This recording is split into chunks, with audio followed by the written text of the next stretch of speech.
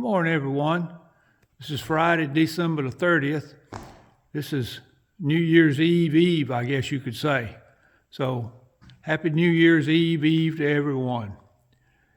Today I wanted to share with you a little video what I plan on working on today.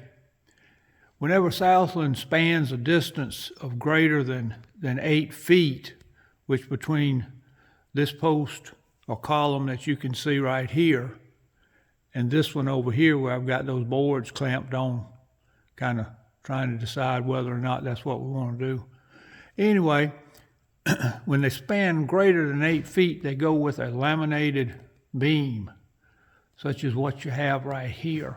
So that's a 10-foot span, and it's got a laminated beam with about 8 2x6s glued together. So when the guys put up the siding, we had not discussed it because I didn't want them to do it. But anyway, I was going to put up siding on that beam to also give it a log effect. And so that's what I'm going to be working on today. But there's a difference in the siding and the logs as far as the exact shape. So I'm going to have to work on that. I had looked at these scrap pieces of siding here. I'll take these up there and show you what I'm speaking of.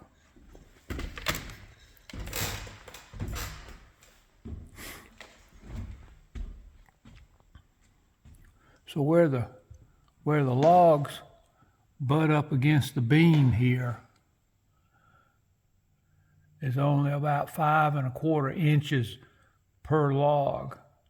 And the beam is a little wider than the flat section of the log itself. So when the siding is put up against it, we have a large overlap there. Plus the log siding itself is wider than the log that it's matching up to. So what I'm going to have to do is rip down the siding and plane off the back or saw off the back or whatever till I get it into the shape of the log itself right there. And that's what I'm going to be working on today. I'm going to take these 2 scrap pieces that I've kept out, and I'm going to try to work with them to see what it's going to take to do a 10-foot section of siding that will go all the way down to that other wall over there. I want to cover this flat beam up and make it have the appearance of logs also. So that's what I'm going to be working on. I know that I'm dealing with 5 1/4 from this point to this point, and this is about 6 1/4, 6 1/2. So I'm going to have to rip the top and bottom off and then take off the back until I get down to that thickness right there, which is approximately 1 inch. This is 1.5 inches. So anyhow, just to give you an idea of what's going on in here today, that's what we're going to be working with. It's not a job I'm looking forward to, simply because it's a job that's going to take a lot of time. So anyway, it is what it is. So I'll be back with you later today to give you some updates as I continue to work on this particular project. Appreciate you watching. See you later. Bye-bye. Hello, everyone.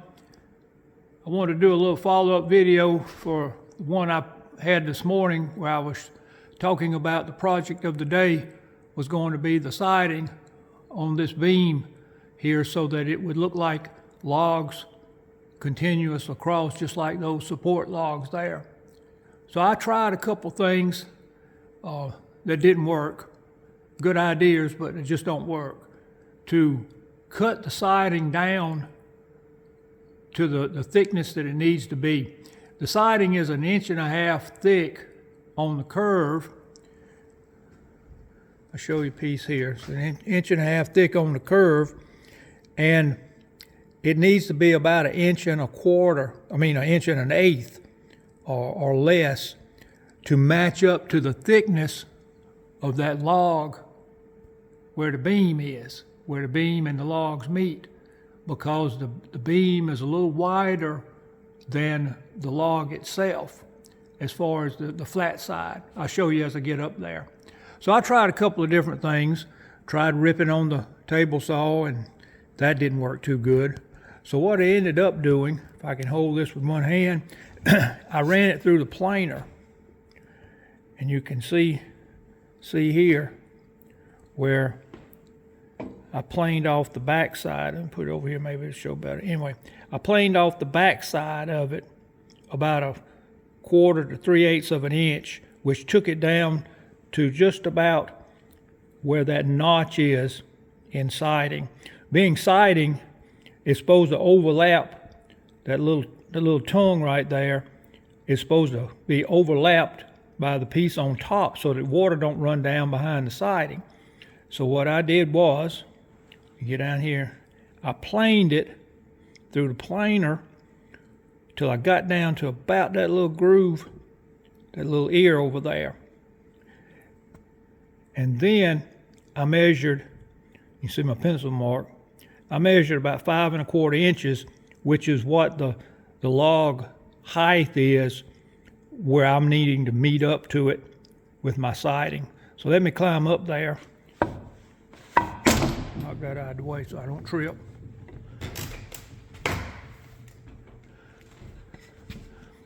So when I put that siding up here, it will match up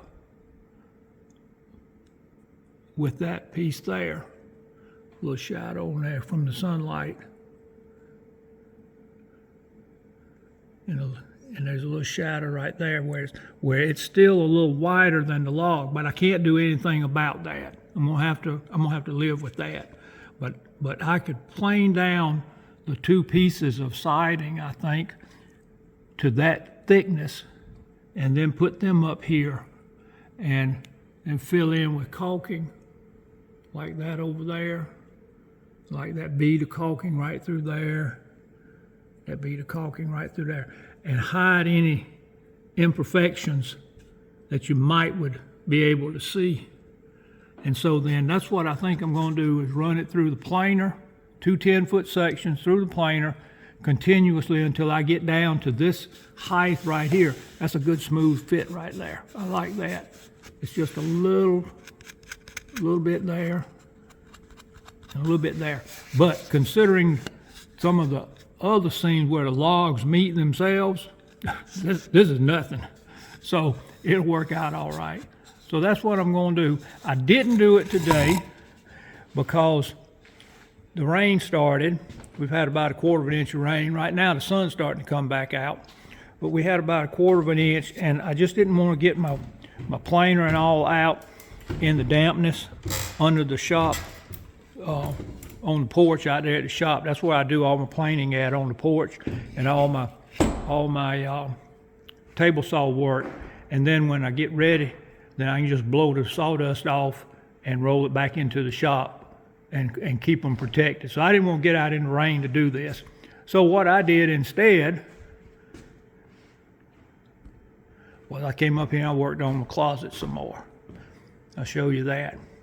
So I went from the project of the day for the siding on the beam to working in the closet. That's the way it is around here. You just have to keep rolling.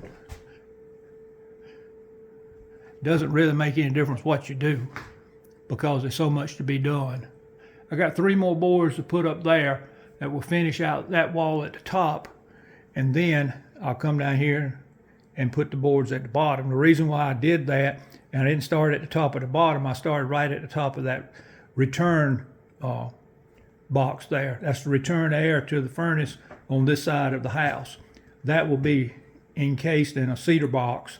You won't see it, and but I started at the top of that and worked my way all the way up. So when I get to the top here with 3 more boards, then I'll come down here and put about 6 or 7 down to finish out the wall, and that will be it. So that's what the project ended up being. It went from the siding on the beam to working in the closet. But that's how life goes around here. It's just so much. But we appreciate it. Thank you for taking the time to watch these little old videos. You can like our channel if you would, subscribe, ring the bell, whatever. We just really enjoy having you to keep up with us. Thanks a lot. Have a good day. Until the next time. Bye-bye.